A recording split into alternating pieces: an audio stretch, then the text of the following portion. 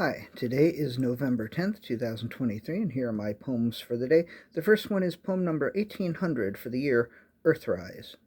The picture of the Earth rising over the moon taken from Apollo 8 gave people hope in '68. King, RFK, Vietnam, Nixon elected. It was a fucked up year, but that picture, taken right around Christmas time, was a gift to the world. The following year, I remember seeing posters of it all over the place. The man who flew Apollo 8 died on Tuesday, which is why I'm looking at this picture now. This picture of the Earth rising over the moon. Well, maybe I'm also looking at it because this year has been pretty fucked up too. Poem number 1801, Frank Borman. I was captivated by the feel of the wind and the sense of freedom that flight creates so magically, said Frank Borman, recalling his first airplane flight when he was 5. Later on, after piloting Apollo 8 and flying around the moon without ever setting foot on it, he was like, "That's cool. I don't need to walk on the moon." It's not an exact quote. His actual quote seemed to disparage the idea of collecting rocks on the moon when he could be with his family. Fair enough, but after reading his obit today, he doesn't sound like someone I would have wanted to hang out with. But still, a part of me is always going to love every single Apollo astronaut there ever was, and I will always feel lucky to have been born long enough ago to be able to remember when those astronauts were doing that. So, here's to you, Frank Borman. You earned your wings. Poem number 1802, Click, Click, Click.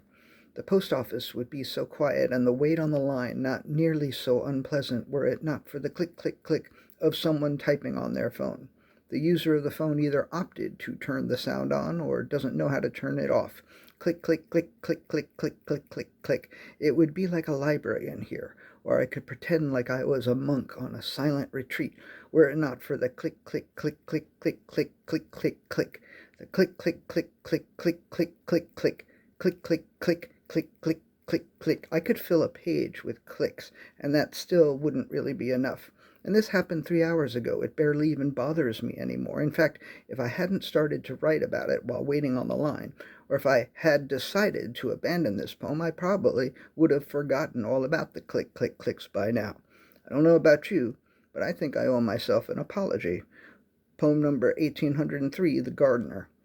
There were so many plants and flowers in her garden, and she had no idea which ones she wanted to cultivate. Some of the flowers looked so beautiful, maybe they ought to be picked right now and placed in vases. Others needed loving care, and many of the plants required pruning. She was overwhelmed and knew she could not finish today, but she made a start and did the best she could. And she left with some of the flowers. The plants and the remaining flowers thanked her. She could not hear them, but somehow she knew that she was appreciated.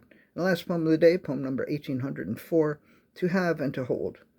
I was looking at a lease recently, and I saw the phrase to have and to hold, and I wondered about it because I've always thought it was a romantic thing, but it isn't. I looked it up in Black's Law Dictionary, and to have traditionally describes the estate to be taken, and to hold signifies that it is to be held of some superior lord. I don't know what held of some superior lord means, and I'm not about to go down a law dictionary rabbit hole right now.